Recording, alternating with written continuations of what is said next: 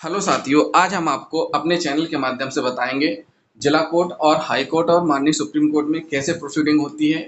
इन सब के बारे में हम आपको बताएंगे। साथियों, आजकल हम सभी को कानूनी कार्रवाई से गुजरना होता है, चाहे वो पुलिस वेरिफिकेशन हो या नौकरी के समय हो, नौकरी के बाद हो। कभी कभी ऐसा भी होता है कि एफआईआर होने के बाद ये लगता है कि गलत कार्रवाई हुई है, तो हमें न्यायालय से भी न्याय प्राप्त होता है।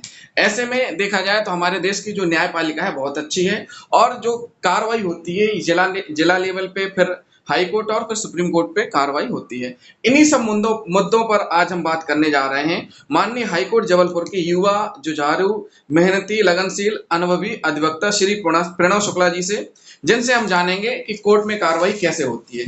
तो सबसे पहले हम सर से जानना चाहेंगे कि सर, जिला न्यायालय और हाई कोर्ट में बेसिक अंतर क्या होता है, इस बारे में थोड़ा आप हमें बताइए। देखिए, हाई कोर्ट कॉन्स्टिट्यूशनल कोर्ट है और जो जिला न्यायालय है, जिला न्यायालय को ट्रायल कोर्ट कह सकते हैं। ट्रायल कोर्ट का काम ये होता है कि ट्रायल कोर्ट को सभी फैक्ट्स को, सारे ग्राउंड्स को, जो भी पक्षकार उनके समक्ष रखते हैं, चाहे प्रोसिक्यूशन हो चाहे डिफेंस हो, उनके सभी ग्राउंड्स को और फैक्ट्स को एक जगह समाहित करके बनाए गए लॉ को उसके ऊपर एप्लीकेबल करके या उन फैक्ट्स को उस लॉ पे सेटल करके एक निष्कर्ष पे पहुंचना। फिर भले न्यायपालिका है, लेकिन न्यायपालिका को चलाने वाले भी इंसान हैं, तो ह्यूमन एरर की संभावना हर जगह होती है। तो कभी भी किसी भी परिस्थिति में चाहे 100 गुनहगार बच जाए, लेकिन एक बेगुनाह जेल ना जाए। इन सारी उदाहरणाओं को देखते हुए व्यक्तिगत भूल या किसी व्यक्ति के द्वारा या किसी जज के द्वारा पद में रहते हुए किसी प्रकार की किसी भूल से किसी व्यक्ति को कोई गलती ना हो, इसलिए सुधार का एक कमरा हमारी न्यायपालिका ने बना करके रखा है। जब कभी किसी निचली न्यायालय से गलती होती है, वो गलती चाहे तथ्यों को लेकर के हो, वो गलती चाहे कानून को लेकर के हो, वो गलती चाहे इंटरप्रिटेशन को लेकर के हो, हमेशा उसका सुधार करने का एक रास्ता न्यायपालिका ने बना करके रखा है। इसीलिए इसको हायरार्की बोलते हैं। पहले सिविल है या फिर सेशंस है, सेशंस के बाद हाई कोर्ट है, हाई कोर्ट के बाद सुप्रीम कोर्ट है। वर्कलोड के कारण बहुत सारे ट्राइब्यूनल्स भी बनाए गए हैं। तो इस तरीके से हम इसको समझ सकते हैं। तो सर, मेरा क्वेश्चन ये है कि हाई कोर्ट, जो माननीय हाई कोर्ट हैं, यहाँ पर जो कार्रवाई होती है, कार्रवाई का रोस्टर कैसे तैयार किया जाता है, इसके बारे में थोड़ा आप बताएंगे। देखिए, दो चीजें हैं। सबसे पहली बात तो हमको इस चीज को जानना पड़ेगा कि किस प्रकरण में हम सिविल कोर्ट जाएंगे और कब हम हाई कोर्ट आएंगे। तो हाई कोर्ट बड़ा न्यायालय है, और मैं आपकी सबकी जानकारी के लिए, जितने भी हमारे दर्शक हैं उनकी जानकारी के लिए मैं एक बात बता दूं कि न्यायालय या न्यायपालिका एक ऐसा विभाग है भारत सरकार का जिसका समय व्यर्थ करने की भी सजा दी जाती है। दूसरा ऐसा कोई विभाग नहीं है जिसका समय व्यर्थ करने की सजा दी जाए। तो जब अब हम समय की बात करते हैं, तो जब हम हाई कोर्ट में आते हैं, तो अगर हम हर व्यक्ति, हर एक पक्षकार डायरेक्ट हाई कोर्ट आने लगे, तो हाई कोर्ट का वर्कलोड बहुत ज्यादा बढ़ जाएगा। इसलिए कानून में व्यवस्था की गई है रेमेडीज की।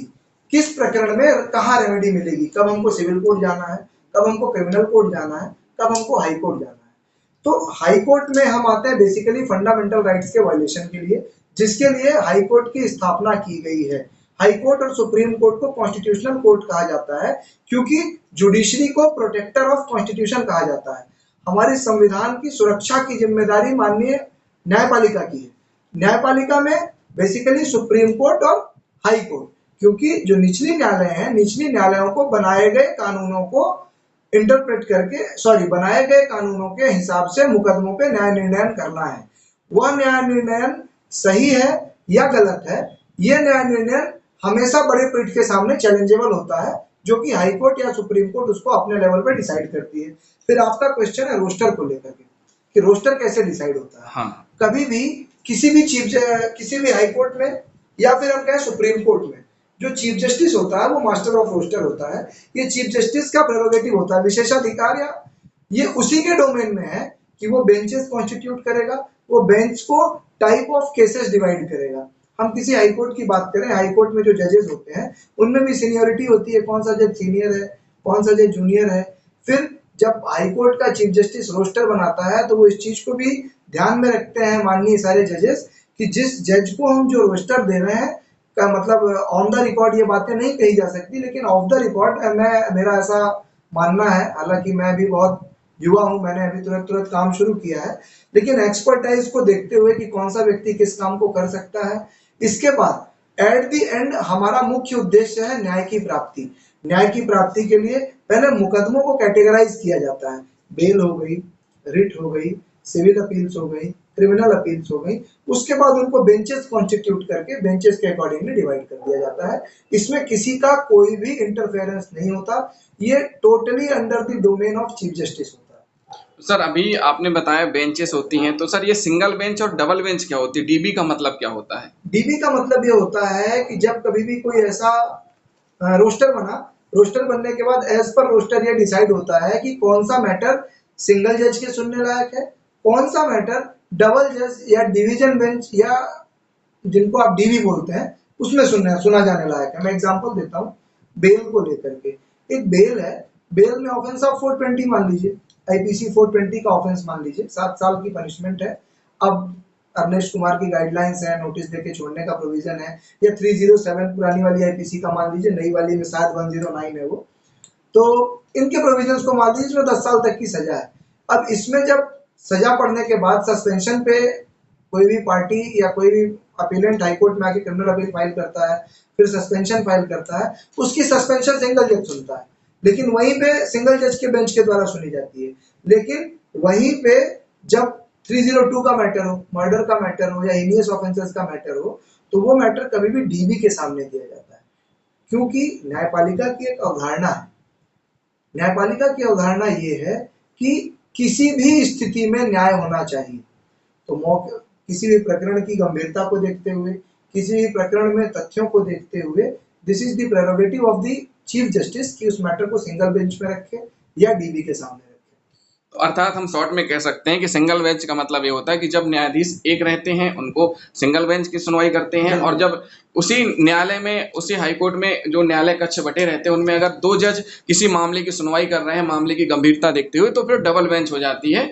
तो सर आप अभी इसको हम थोड़ा सा टोकूंगा, इसको हम इस तरीके से समझ सकते हैं कि बेंच कॉन्स्टिट्यूट जब होती है तो अभी बेसिकली आपको हाईकोर्ट में नॉर्मल प्रोसीजर में किसी भी हाईकोर्ट में सिंगल बेंच और डीबी देखने को मिलती है।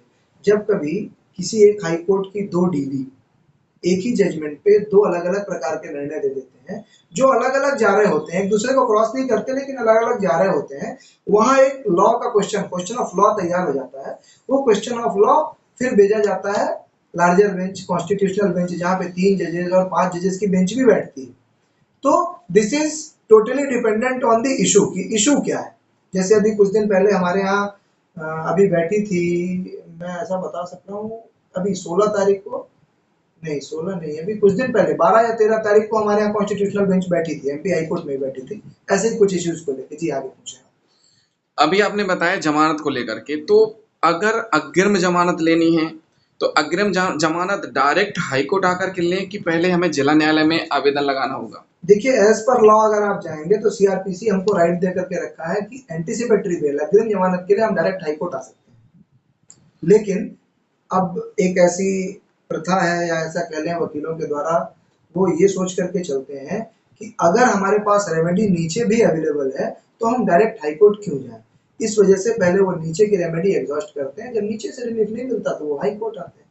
और जिन मामलों में अभियुक्त जेल में बंद रहते हैं उनमें क्या जमानत का प्रोसीजर रहता है? मतलब डायरेक्ट हाई कोर्ट आए कि पहले जिला कोर्ट में ही आवेदन करें? कभी भी, चाहे बेल का मैटर हो, चाहे सिविल का मैटर हो, क्रिमिनल हो, रिट हो, कोई भी मैटर हो, हाई कोर्ट आने के पहले सबसे पहले आप ये सुनिश्चित करें कि हाई कोर्ट आप तब आए जब आपके सारे रास्ते बंद हो चुके हों।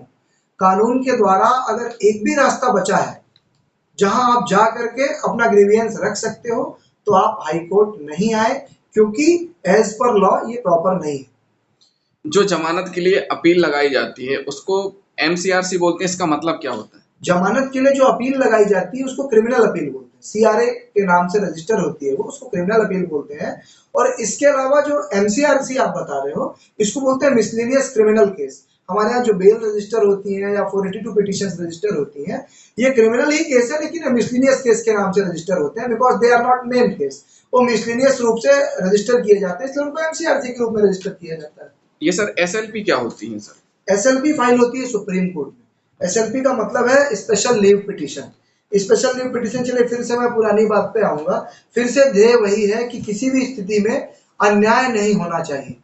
किसी पक्षकार को यह ना लगे कि मुझे सुना नहीं गया या मेरे साथ कुछ अन्याय हुआ।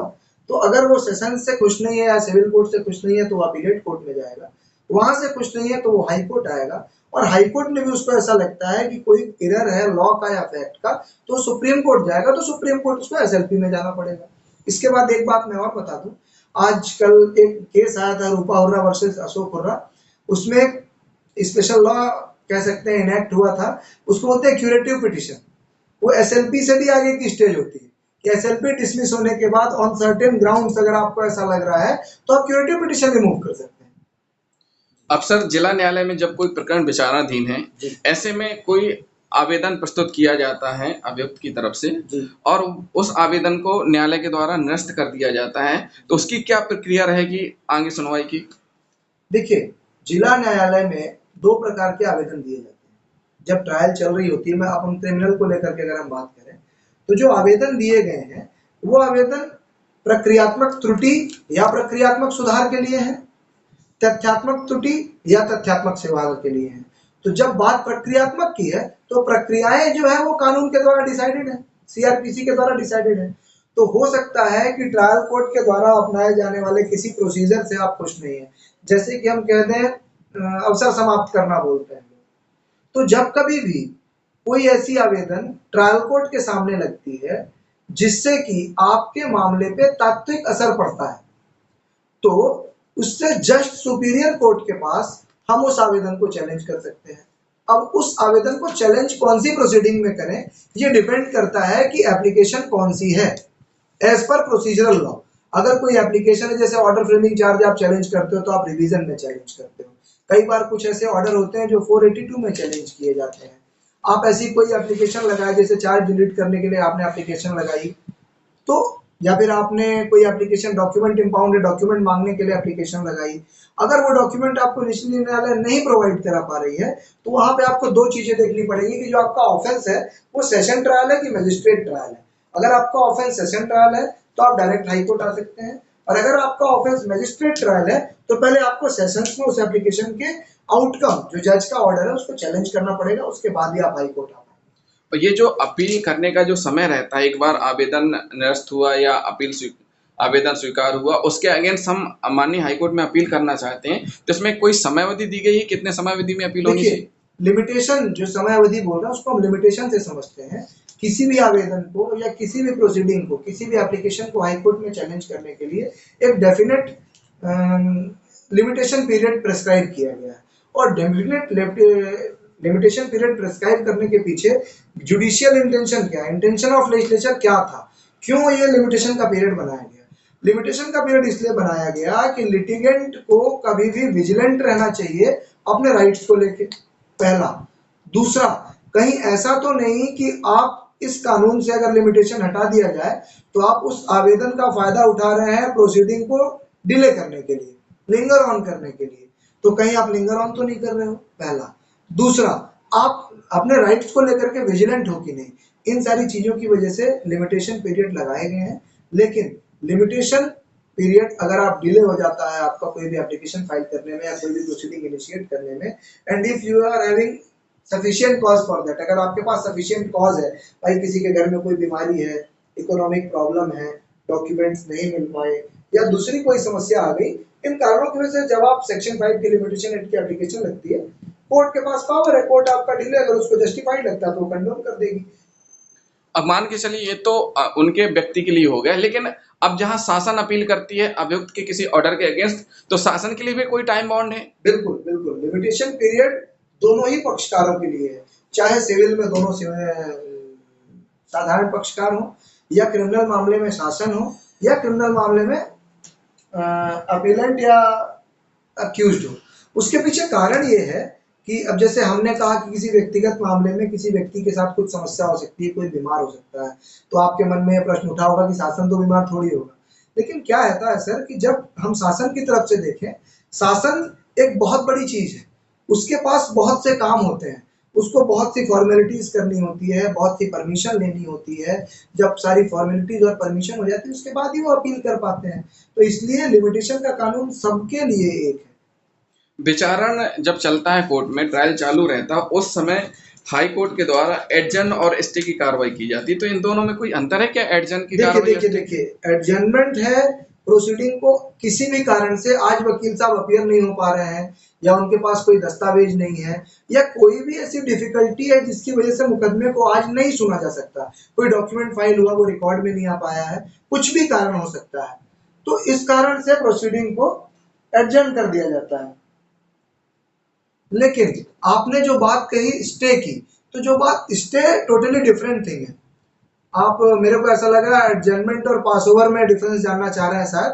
तो पास ओवर एक ऐसी चीज है जिसे आप फर्स्ट राउंड में आपका मैटर कॉल हुआ, किसी कोर्ट दूसरी कोर्ट में होने के कारण आप अपीयर नहीं हो पाए या कुछ ऐसे दस्तावेज है जो थोड़ी देर में आपके पास आ जाएंगे, तो आप पास ओवर कर लेते हैं कि सर इसको पास ओवर लिस्ट में रख लिया जाए। लेकिन जो स्टे है, स्टे अपने आप में सब्सटेंटिव प्रोसीडिंग हो जाती है कोर्ट की, आपको प्रिमा फेसाई आपका मामला सिद्ध करना पड़ता है, उसके बाद ही आपको स्टे देती है कोर्ट। सर मेरा ये भी पूछना था कि जो विचारण कार्रवाई है वहां पर एक आदेश ऐसा भी होता है कि हाई कोर्ट ने बोल दिया कि इस मैटर पर जब तक फाइनली ऑर्डर नहीं हो जाता है जब तक के लिए कार्रवाई एडजर्न की जाती है, तो इसका मतलब क्या होता है? नहीं, तब तक के लिए कार्यवाही को एडजर्न नहीं किया जाता। देखिए आपको कुछ ऑर्डर मिले हुए होंगे हाई कोर्ट के या किसी भी कोर्ट के कि जब तक हाई कोर्ट इस मामले को डिसाइड नहीं कर देता तब तक निचली न्यायालय मुकदमे को एडजर्न करती रहेगी। हाँ ऐसा भाई, शायद मेरे हाँ हाँ, जो मैं वही समझ पा रहा हूँ, वही वही। ऐसा एक ऑर्डर अभी कुछ दिन पहले हमारे यहाँ की डीबी से हुआ था। राजमोहन सिंह साहब, honourable justice Rajmohan Singh retire हो गए, शायद उनका ऑर्डर था। उसमें क्या होता है कि प्रोसीडिंग को स्टे करना, कहने का मतलब ये होता है कि निचली न्यायालय से ट्रायल जिस स्थिति में था उसी स्थिति में रुक गया। अब जज ने ये कह दिया कि जब तक अगली तारीख पे हाई कोर्ट में इस मुकदमे की सुनवाई नहीं हो जाती तब तक निचली न्यायालय इस प्रकरण को एडजर्न कर देगी, मतलब इस प्रकरण में कोई सब्सटेंटिव बहस नहीं सुनेगी। वो काइंड ऑफ स्टे है, एक प्रकार का स्टे ही है, लेकिन वो स्टे नहीं है। अच्छा, ऐसा आदेश पारित क्यों किया जाता है? ऐसा आदेश पारित इसलिए किया जाता है कि मान लीजिए कि आपके प्रकरण को अगले हफ्ते के लिए रखा गया।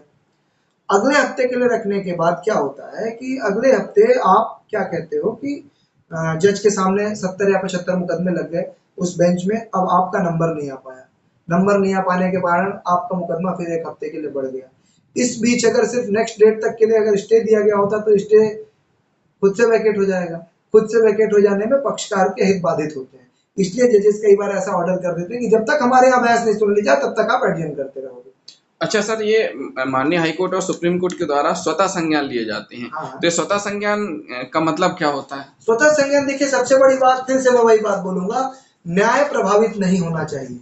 कई बार क्या होता है कि देश में कुछ ऐसी अप्रिय घटनाएं हो जाती हैं, किसी व्यक्ति के साथ कुछ ऐसी घटना हो जाती है, किसी जन समूह के साथ ऐसी घटना हो जाती है जिसके कारण वो न्यायपालिका के पास नहीं पहुंच सकता। लेकिन चूंकि न्यायपालिका की कुर्सी में, न्याय की कुर्सी में बैठे हुए जजेस भी इंसान हैं, वो भी समाज में है, वो भी समाज से वाकिफ है, या कोई व्यक्ति जो जिसको कानून का ज्ञान नहीं है लेकिन उसके मन में किसी तथ्य को लेकर, किसी घटना को लेकर के संवेदना है, उस संवेदना को व्यक्त करते हुए वो किसी न्यायपालिका में किसी जज को, स्पेशली चीफ जस्टिस को कोई चिट्ठी लिखता है।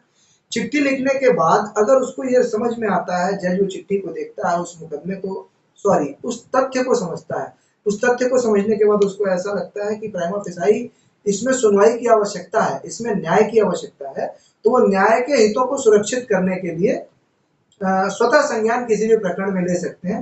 बहुत सी पीआईएल में ऐसा हुआ है।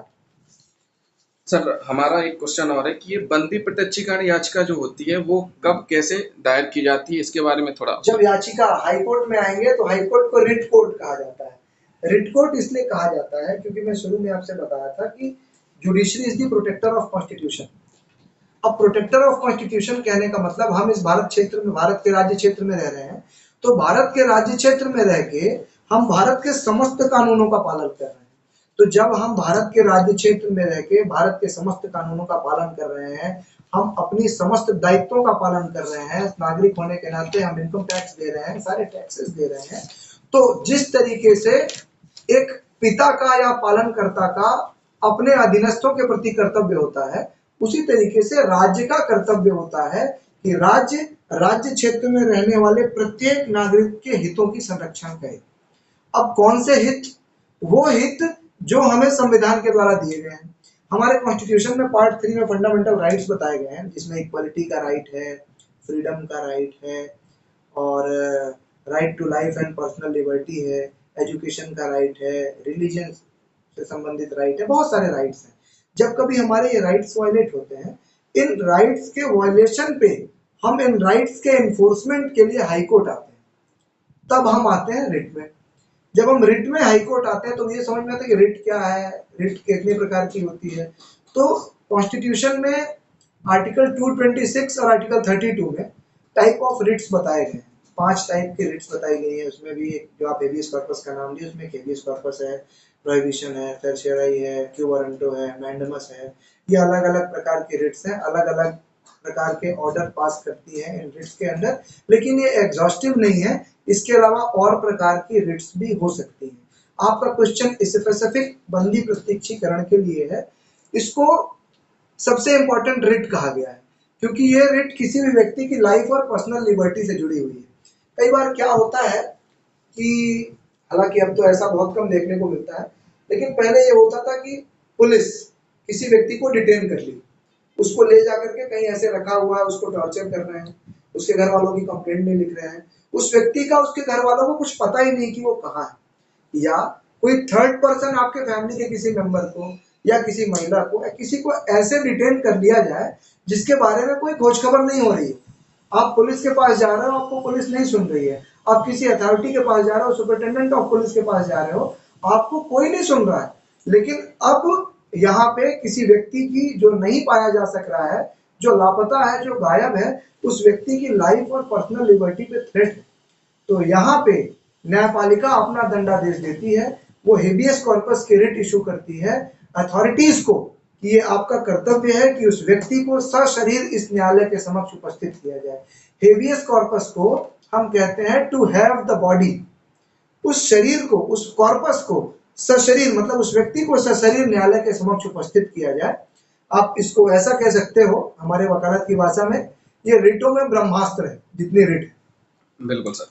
सर, कोर्ट में जो कार्रवाई होती है इसमें ड्यूरेशन दिया जाता है, जैसे नोटिस जारी हुआ, सवाल जवाब तलब किए जाते हैं, तो जो समय डिसाइड कोर्ट के द्वारा किया जाता है उस समय अवधि में अगर जवाब प्रस्तुत नहीं कर पाते हैं तो कोर्ट के द्वारा फिर क्या कार्रवाई की जाती है आगे? देखिए ये एक ऐसा क्वेश्चन है जो केस टू केस वेरी करता है। क्या होता है कई बार कि आप किसी सर्विस मैटर में या किसी बेल मैटर में स्टेट के सामने खड़े हो, सामने से स्टेट का गवर्नमेंट एडवोकेट है, इधर से आपके पर्सनल एडवोकेट हैं, आपने पिटीशन फाइल करी, उस पिटीशन पे रिप्लाई आना है, नोटिस हुआ, नोटिस होने के बाद जो न्यायपालिका को या सिटिंग जज को, ऑनरेबल जज को सही समय लगा कि 4 हफ्ते का समय, 6 हफ्ते का समय, इतने में इनको जवाब प्रस्तुत करना है। अब 4 हफ्ते का समय बीतने के बाद सरकार की तरफ से कोई जवाब नहीं आता। जब सरकार की तरफ से कोई जवाब नहीं आता तो ये आपकी ड्यूटी है, आपके एडवोकेट की ड्यूटी है कि आप कोर्ट का ध्यान इस तरफ आकर्षित कराएं कि साहब इनको पिछली बार 6 हफ्ते का समय या 4 हफ्ते का समय मिल चुका है।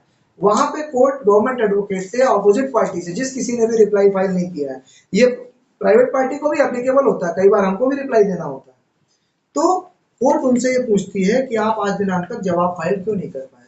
फिर वो कोई जस्टिफाइड रीजन अगर उनका है तो एक जस्टिफाइड रीजन भाई कई बार डिले हो जाता है सरकार की तरफ से प्रोसीजर में, पक्षकार का ना आ पाना, दस्तावेज का ना मिल पाना, ओआईसी का ना पॉइंट हो पाना, बहुत सारी समस्याएं होती हैं। तो उस केस में क्या होता है कि जज उनको कई बार सेकंड चांस, थर्ड चांस दे देते हैं, लेकिन जज वहां पे ये देखते हैं कि इनको चांस देने से इनके हित में क्या प्रभाव पड़ रहा है। अगर आपके हितों में कुछ प्रतिकूल प्रभाव पड़ रहा है, एडवर्स इफेक्ट पड़ रहा है, और आप स्टे मांगने के लिए गए हो, तो आपको स्टे दे दिया जाएगा कि भाई वो अपने राइट्स को लेकर विजिलेंट नहीं है, वो रिप्लाई फाइल नहीं कर रहे हैं, हम आपको स्टे दे देते हैं, आपको स्टे हो जाएगा। सर, जनहित याचिकाएं भी बहुत बार हाईकोर्ट में प्रस्तुत की जाती हैं, तो ये जनहित याचिकाएं किस प्रारूप में प्रस्तुत की जाती हैं, इनके बारे में थोड़ा कुछ? जनहित याचिका का मतलब एक कानून है, उसको बोलते हैं law of locus standi. Locus standi का मतलब ये होता है कि न्यायालय के समक्ष जाएगा कौन। मैं कहता हूं अगर आपके अधिकारों का हनन हो रहा है तो न्यायालय के समक्ष आपको ही जाना पड़ेगा। राइट टू स्टैंड, खड़े होने का अधिकार उसी व्यक्ति का है जिसके अधिकारों का वायलेशन हो रहा हो। लेकिन हर व्यक्ति न्यायालय के समक्ष अपने अधिकार के लिए खड़ा हो पाए, ये संविधान निर्माताओं ने उस समय भी सोचा रहा होगा जब संविधान बना, जब कानून बना। आज हर व्यक्ति न्यायपालिका के सामने नहीं पहुंच पाता। अब मैं आपको उदाहरण देता हूँ, पटाखा फैक्ट्री में काम करने वाले बच्चे, पटाखा फैक्ट्री में मैक्सिमम बच्चों से काम कराया जाता था, जहाँ कांच की चूड़ियाँ बनती हैं, वहाँ पे काम करने के लिए वहाँ बच्चों और महिलाओं से काम कराया जाता था। तो जो व्यक्ति दिन की 100, 200, 400 रुपए कमाई के लिए किसी कांच की या किसी पटाखे की फैक्ट्री में अपना जीवन बर्बाद कर रहा है, अधिकार तो उसके वायलेट हो रहे हैं, लेकिन उसके पास इतना इतने रिसोर्सेज नहीं है, उसके पास इतना ज्ञान नहीं है कि वो न्यायालय के सामने पहुंच पाए। तो इन केसेस में जस्टिस पीएन भगवती है शायद, जस्टिस पीएन भगवती ने लॉ ऑफ लोकस स्टैंडाई को रिलैक्स कर दिया। कैसे रिलैक्स कर दिया? पीआईएल का जन्म हुआ उन्हीं के द्वारा, पीएन भगवती है, मैं गलत भी हो सकता हूँ इस बात पे, लेकिन जहां तक मेरे को याद आ रहा है जस्टिस पीएन भगवती ही है। उन्होंने ये कंसेप्ट उनके जजमेंट से आया था कि जरूरी नहीं है कि वही व्यक्ति न्यायालय के समक्ष आए जिसका अधिकार वायलेट हुआ। तो फिर ये प्रश्न उठता है कि कौन आए? अगर किसी को भी आने की छूट दे दी जाए तो इस कानून का गलत फायदा भी उठाया जाएगा। पॉलिटिशियंस अपने पॉलिटिक्स के लिए ऐसा करेंगे, प्रेशर ग्रुप्स रूलिंग पार्टी पे प्रेशर बनाने के लिए ऐसा करेंगे। तो इसमें बहुत सारे चेक्स एंड बैलेंस भी बनाए गए। तो अब फाइनली लॉ ये सेटल हुआ कि अगर किसी ग्रुप ऑफ पब्लिक का या किसी ऐसे व्यक्ति का जो दबा है, जो शोषित है, जो अपने अधिकारों के लिए या अपने हितों के संरक्षण के लिए न्यायपालिका के समक्ष नहीं आ पा रहा है, तो उसके बिहाफ में कोई दूसरा व्यक्ति, कोई एसोसिएशन है, कोई आम आदमी है, वो भी न्यायपालिका के सामने बिना ये अपना लोकस बताए कि तुम ही क्यों, न्यायपालिका के समक्ष आ करके लोगों की बात न्यायपालिका के सामने रख सकता है। सर, दो लोगों के बीच में पारिवारिक विवाद है। पारिवारिक विवाद होने के नाते किसी व्यक्ति का नाम एक परिवार के द्वारा लिखवा दिया जाता है एफआईआर में। जब एफआईआर में नाम आ गया है और उसके खिलाफ चार्जशीट भी पुट अप हो गई है, यहाँ उसकी जॉब भी लग गई है, तो ऐसी स्थिति में उसका पुलिस वेरिफिकेशन भी नहीं हो पा रहा है, तो फिर उसके लिए क्या करना चाहिए? एफआईआर से उसका नाम कैसे हटेगा? इसके बारे में कुछ बताइए सर।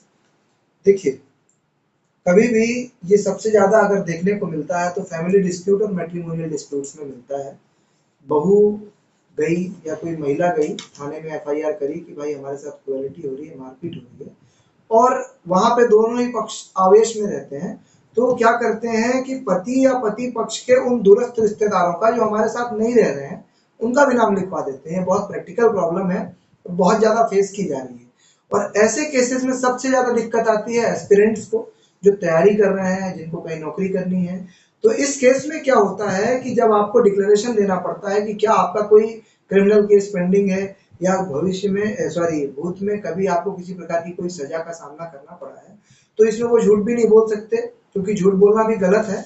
तो वो डिक्लेरेशन देने के बाद उनकी नौकरी में प्रॉब्लम आती है। तो इसमें रास्ते हैं। इसमें सबसे पहला रास्ता ये है कि अगर आपका ट्रायल पेंडिंग है, तो during the pendency of the trial आप जिस डिपार्टमेंट में ज्वाइन कर रहे हो, आप उस डिपार्टमेंट को ये अंडरटेकिंग दे सकते हो कि अभी मैं ड्यूरिंग ट्रायल हूँ, अभी मेरे ऊपर किसी प्रकार का अपराध सिद्ध नहीं हुआ है। तो जब तक मुझ पे अपराध सिद्ध नहीं हो जाता, कानून की यह अवधारणा है कि किसी व्यक्ति को दोषी तब माना जाएगा जब उसके ऊपर अपराध सिद्ध हो जाएगा। तो उसको, जैसे न्यायालय में अंडर प्रोटेस्ट पैसे जमा होते हैं, तो वो on the basis of that affidavit, आप एक एफिडेविट देते हो, आपकी एफिडेविट के बेसिस में मैक्सिमम डिपार्टमेंट्स आपको ज्वाइनिंग दे देते हैं कि जस्ट इन केस आप कन्विक्ट होते हो तो आप इस नौकरी से संबंधित किसी प्रकार के कोई भी लाभ क्लेम नहीं करोगे। पहला ऑप्शन ये हो गया। दूसरा ऑप्शन, आपने एक ऐसा एफिडेविट डिपार्टमेंट में दिया, डिपार्टमेंट इसके बाद भी आपको नौकरी में रखने को तैयार नहीं है, तो फिर आप हाईकोर्ट आ सकते हो। क्यों? क्योंकि हो सकता है कि उस विभाग में बैठे हुए अधिकारियों को कानून की इस अवधारणा के बारे में जानकारी ना हो कि जब तक किसी व्यक्ति को सजा नहीं पड़ जाए उस व्यक्ति को दोषी नहीं माना जाता। तो उस केस में आप हाईकोर्ट आ सकते हैं। हाईकोर्ट आकर के हाईकोर्ट में रिट फाइल कर सकते हैं और रिट फाइल करके रिट कोर्ट से ऐसा ऑर्डर लेकर के जा सकते हैं जिससे कि आपका करियर ग्रोथ ना रुके। ये तो सर रेट वाली बात हो गई कि ऑर्डर ले जा सकते हैं। क्या हम एफआईआर भी रद्द करवा सकते हैं? देखिए, एफआईआर रद्द करवाना एक बहुत बड़ा क्वेश्चन है। उसके पीछे कारण ये है कि आज आप इस अवधारणा के साथ प्रश्न पूछ रहे हैं कि किसी व्यक्ति का नाम गलत तरीके से या रंजिशन अपराध में या किसी एफआईआर में जोड़ दिया गया है। ये आप जानते हैं कि वो नाम रंजिशन जोड़ा गया है। न्यायालय के समक्ष जब एक चालान प्रस्तुत होता है तो उस चालान से जितनी पूरी दुनिया अनभिज्ञ होती है, उतनी ही न्यायपालिका भी अनभिज्ञ होती है। तो सबसे पहले यदि आपके पास इतने पुख्ता और इतने पुरजोर सबूत हैं जिससे आप ये सिद्ध कर सकते हो कि आपका नाम उस एफआईआर में गलत जोड़ा गया है। उदाहरण के लिए किसी मारपीट का प्रकरण हम ले लेते हैं। घर में मारपीट हुई, किसी व्यक्ति को ऐसी चोट आ गई कि अटेम्प्ट टू मर्डर या मर्डर का केस बन गया। उसमें घर के एक ऐसे सदस्य का नाम लिखवा दिया गया कि इसने भी मारा है। अब वो व्यक्ति अपनी कॉल लोकेशन निकलवाता है, या वो व्यक्ति उस समय जिस समय की घटना बताई जा रही है वो उस संभावित घटना क्षेत्र से 100 किलोमीटर, 200 किलोमीटर, 1000 किलोमीटर, 500 किलोमीटर दूर है। तो ऐसे केसेस में क्वाशमेंट हो जाता है। On the face of it देख करके ऐसा लगना चाहिए कि दिस एफआईआर और this chargesheet amounts to malicious prosecution, ये विद्वेषपूर्ण अभियोजन है। अगर आप विद्वेषपूर्ण अभियोजन न्यायालय के समक्ष क्या बोलते हैं संदेह से परे सिद्ध कर देते हो तो आपकी एफआईआर से आपका नाम कट जाएगा, या वो एफआईआर गलत होती है तो एफआईआर क्वैश हो जाएगी। बट सिर्फ ये कह देने से कि मेरा नाम विद्वेषपूर्ण रूप से लिखाया गया है, आप एफआईआर से अपना नाम अलग नहीं करा सकते, क्योंकि आपके द्वारा दिए गए न्यायालय के सामने हर एक स्टेटमेंट, हर एक सबूत को चीफ एग्जामिनेशन और क्रॉस एग्जामिनेशन की कसौटी से होकर के निकलना पड़ेगा।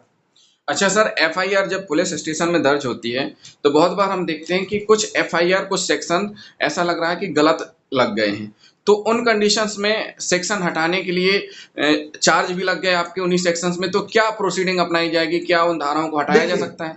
कभी भी आपके या किसी पक्षकार के साथ जो देख रहे हैं, या मैं एक आम आदमी के लिए ये बात बता रहा हूँ, जब कभी एफआईआर होती है, एफआईआर में धाराएं लगी, धाराएं लगने के बाद वो धाराएं स्टैट्यूट में, कानून की किताब में कहाँ है, कानून की किताब में पढ़ने के बाद उन धाराओं को पढ़ के आपको ये पता चलेगा कि क्या वो धाराएं बनती हैं, क्या उन धाराओं का केस मेड आउट होता है। अगर उन धाराओं का केस मेड आउट नहीं होता तो सबसे पहले आर्ग्यूमेंट बिफोर चार्ज की स्टेज में, जब एफआईआर के बेसिस पे आप पे चार्ज फ्रेम हो रहे हो, तो आप अपने एडवोकेट के थ्रू उन चार्जेस को रजिस्ट करिए। चार्जेस को रजिस्ट करने के बाद अगर चार्जेस फ्रेम नहीं होते हैं तो जज आपके ऊपर उन धाराओं के चार्जेस नहीं बनाएंगे। इसके बाद भी अगर चार्जेस बन जाते हैं और आपको ऐसा लगता है कि ये चार्ज गलत है, तो आप ऑर्डर फ्रेमिंग चार्ज को रिवीजन में चैलेंज कर सकते हैं सुपीरियर कोर्ट के सामने। ये चार्ज गलत बना है, वहां पे आप जस्टिफाई करिए कि आप किन ग्राउंड्स पे ऐसा कह रहे हो कि चार्जेस नहीं बनने चाहिए। बहुत से केसों में ऐसा आया है कि अभी कुछ समय पहले जब जॉब परसेंटेज बेस में लिए जाते थे, सिलेक्शन होते थे, मेरिट तो बेसिस। हाँ, तो उसमें क्या रहता था कि मेरिट बेसिस में एग्जाम हुआ और किसी के नंबर ज़्यादा, किसी के कम, कभी कभी ऐसा हुआ कि कम नंबर वाला ले लिया गया, ज़्यादा नंबर वाला रह गया, या किस कैटेगरी वाइज दिक्कत हुई है, तो उस संबंध में क्या कार्रवाई कर सकते हैं हाईकोर्ट में? कैसी क्या प्रक्रिया अपनाई जाती है? क्या होता है कि जब कभी किसी परीक्षा या किसी रिक्रूटमेंट की, किसी नौकरी की बात होती है, तो सबसे पहले उस रिक्रूटमेंट के लिए एक नोटिफिकेशन निकाला जाता है। उस नोटिफिकेशन और रूलिंग के तहत ही परीक्षा होती है। तो रेमेडी क्या होगी किसी भी डिस्प्यूट के केस में, हमको कहाँ जाना है? मोस्ट ऑफ द केसेस में, ऑलमोस्ट ऑल द केसेस में नोटिफिकेशन में लिखा हुआ होता है कि अगर किसी प्रकार की एम्बिग्विटी होती है या किसी प्रकार का विवाद होता है तो विवाद किस माध्यम से सुलझाया जाएगा। उदाहरण ले लेते हैं पीएससी का। पीएससी में क्या होता है कि जैसे क्वेश्चन पेपर आया, क्वेश्चन पेपर में कोई क्वेश्चन गलत है, तो क्वेश्चन में जब एग्जाम हो जाते हैं, एग्जाम होने के बाद वो अपना पोर्टल खोलते हैं कि हमारे पोर्टल में आप अपनी आपत्तियां बताएं कि किन किन प्रश्नों में आपको आपत्ति है। उन आपत्तियों का वो निराकरण करके फिर वो रिपोर्ट डालते हैं कि हमने इतने क्वेश्चन डिलीट कर दिए, इनकी मार्किंग हम ऐसे कर रहे हैं। और उनके किसी स्टेप से अगर आप अग्रीव्ड हो, अगर आप पीड़ित हो कि नहीं ये ऐसा नहीं, ऐसा होना चाहिए, तो न्यायालय के दरवाजे खुले, आप हाईकोर्ट आ सकते हैं। तो ये रिजल्ट आने के कितने दिन के अंदर अपील हमें कर देनी चाहिए? देखिए अब ये फिर से हर एक प्रकरण पे अलग अलग लागू होता है। मैं आपको एग्जांपल देता हूँ। अगर आप क्वेश्चन पेपर चैलेंज कर रहे हो, हाँ हाँ, और क्वेश्चन पेपर चैलेंज कर रहे हो कब? ज्वाइनिंग होने के बाद।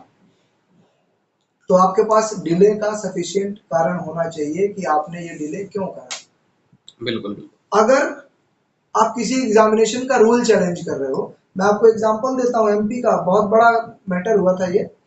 अभी स्टेट में सीटेट, स्टेट का जो टीचिंग एलिजिबिलिटी टेस्ट होता है, उसका एग्जाम हुआ। उसमें उन्होंने कैटेगरी रख दी डिपार्टमेंट ने कि शायद प्रोफेशनल एग्जामिनेशन बोर्ड का डिपार्टमेंट मामला था, वो मेरे पास भी आया था एक प्रकरण। उसमें उन्होंने कैटेगरी रख दी कि जो प्री होगा, एक होगा एलिजिबिलिटी टेस्ट और एक होगा सिलेक्शन टेस्ट। एलिजिबिलिटी टेस्ट में जो पासिंग क्राइटेरिया होगी 50% और 60% होगी, रिजल्ट और अनरिजल्ट, एक की 50 एक की 60 एलिजिबिलिटी के लिए। और जब सिलेक्शन की बात आएगी तो दोनों को 10-10 घटा करके 40 और 50 कर देंगे। तो जो एस्पिरेंट्स थे एग्जाम दिए, एग्जाम देने के बाद जब रिजल्ट आया तो रिजल्ट आने के बाद वो इस रूल को चैलेंज कर दिए कोर्ट के सामने कि दुनिया की किसी परीक्षा में, भारत में जहाँ कहीं परीक्षा हो रही है, इतना कठिन कट ऑफ नहीं होता। आपको प्राइमरी के टीचर्स भर्ती करने हैं, आप उसमें इतना कठिन कट ऑफ लेकर के आ रहे हो और एलिजिबिलिटी में अलग ला रहे हो, सिलेक्शन में अलग ला रहे हो, मीनिंग देयर बाई वो एग्जाम देने के बाद उस चीज को चैलेंज कर रहे थे। ये जजमेंट हमारे ऑनरेबल जस्टिस अहलूवालिया साहब ने उसमें बड़ा रीजन ऑर्डर पास किया। Once you have entered the game you can not challenge the rules of that game. अगर एक बार आप क्रिकेट मैच खेलने के लिए मैदान में उतर गए हो तो आप इस बात पे डिस्प्यूट नहीं कर सकते कि एक ओवर में 5 बॉल होगी या 6 बॉल होगी। अगर आपको उस बात से समस्या थी तो आपको नोटिफिकेशन आते ही उस चीज को चैलेंज करना चाहिए था। There will be a delay of 1 day 2 day 10 day 1 week 1 month, लेकिन आप एग्जाम देने के एक बार आप एग्जाम देने के बाद रिजल्ट डिक्लेयर होने के पहले चैलेंज करो तो भी अच्छा लगता है, लेकिन once the result has been declared and you are challenging only that point, only that aspect, ये चीज गलत है।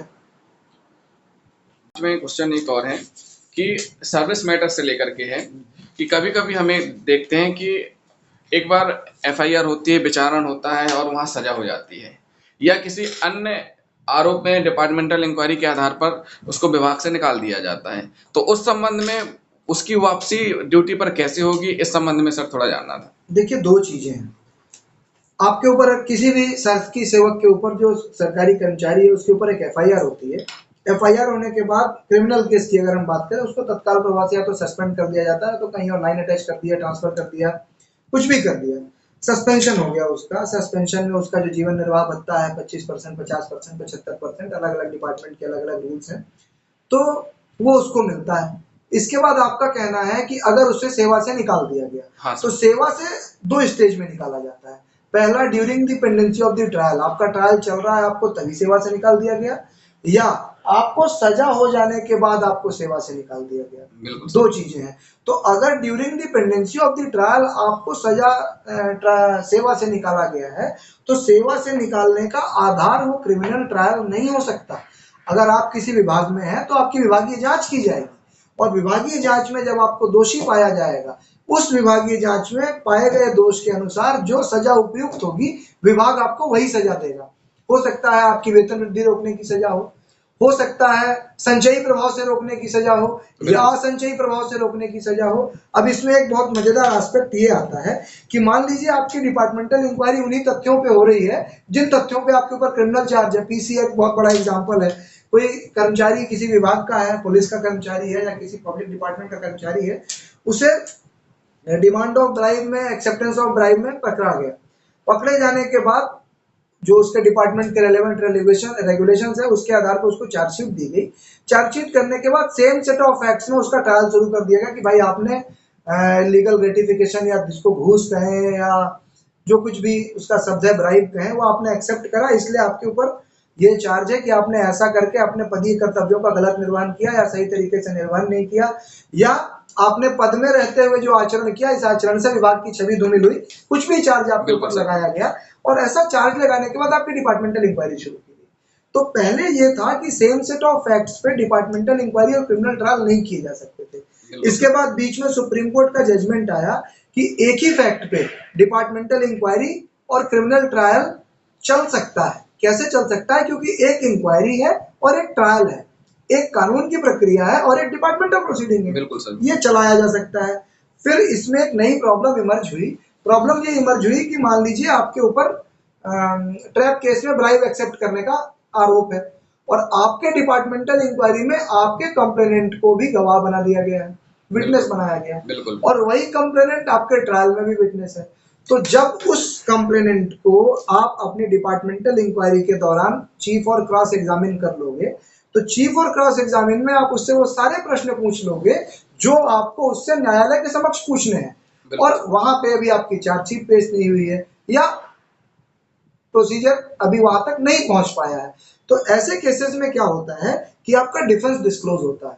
तो यहाँ पे आप अपने disclosure right to not to disclose your defence की प्ली में कि भाई अगर हमारे दोनों चीजें साथ साथ चलेगी तो हमारा डिफेंस डिस्क्लोज होगा, आप हाई कोर्ट आ सकते हैं। और हाई कोर्ट के ऐसे बहुत से जजमेंट्स हैं जिसमें डिपार्टमेंटल इंक्वायरी या उसका फाइनल आउटकम या कंप्लेनेंट के और कॉमन विटनेसेस के एग्जामिनेशन पे ऑनरेबल हाई कोर्ट ने रोक लगाई है। मेरे अपने खुद के कुछ जजमेंट्स हैं, ऐसे मेरे ऑर्डर्स हैं, तो ऐसा हुआ है।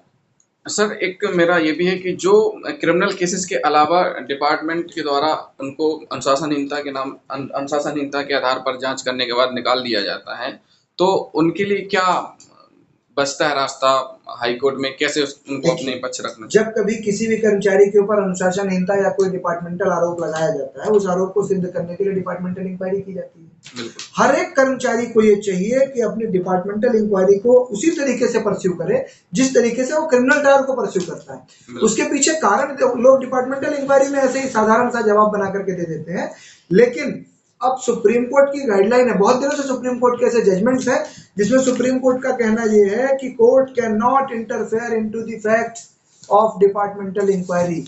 मेरे कहने का मतलब कि न्यायालय कभी भी डिपार्टमेंटल इंक्वायरी को रीओपन नहीं करेगा अनटिल एंड अनलेस वहां पे नेचुरल जस्टिस का वायलेशन ना हो। कुछ कुछ ग्राउंड्स है कि किस किस ग्राउंड्स पे डिपार्टमेंटल इंक्वायरी को कोर्ट के सामने चैलेंज किया जा सकता है।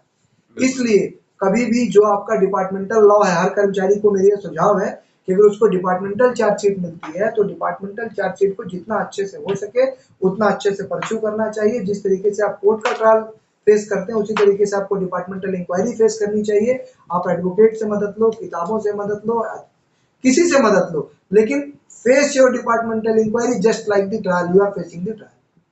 सर लास्ट में हमारा क्वेश्चन एक और रहेगा कि सर ये अंतरिम जमानत क्या होती है? अंतरिम जमानत मैक्सिमम आपको देखने को मिलेगी सुप्रीम कोर्ट में। बिल्कुल सर। हाई कोर्ट में भी मिलती है, लेकिन हाई कोर्ट में ऐसा कहेंगे कि कम सुनाई पड़ता है। सुप्रीम कोर्ट में हर दूसरे केस में ऐसा, जहाँ पे केस अच्छा होता है वहाँ सुनने को मिलता है। उसके पीछे कारण ये होता है सर कि मान लीजिए आप एंटीसिपेटरी बेल फाइल किए, एंटीसिपेटरी बेल में आप रहने वाले मध्य प्रदेश के हो, आपकी एमपी हाई कोर्ट से एंटीसिपेटरी बेल डिसमिस हुई, एंटीसिपेटरी बेल डिसमिस होने के बाद आप सुप्रीम कोर्ट जाते हैं। बिल्कुल सर। सुप्रीम कोर्ट में आपने बेल फाइल की, बेल फाइल करने के बाद प्राइमा फेसाई आपने ये एस्टेब्लिश कर दिया कि आपका केस बेल का है, bail is made out in your case. तो अब जज को सामने वाले पक्ष को भी सुनना है।